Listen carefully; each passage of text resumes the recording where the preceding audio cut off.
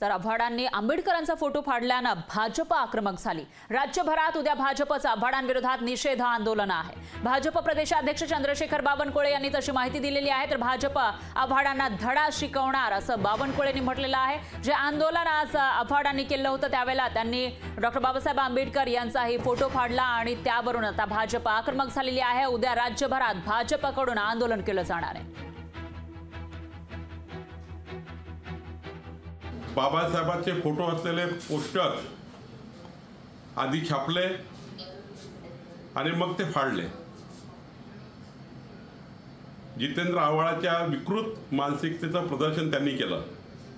Maharashtra Bharatiya Janata party उद्या राज्यभर आंदोलन करणार आहे आणि जितेंद्र आव्हाडांनी महामानव डॉक्टर बाबासाहेब आंबेडकरांचा अपमान केला, आम्ही त्यांना धडा शिकवणार आहोत। लोकशाही मराठी ऐका, पहा, जागरूक रहा।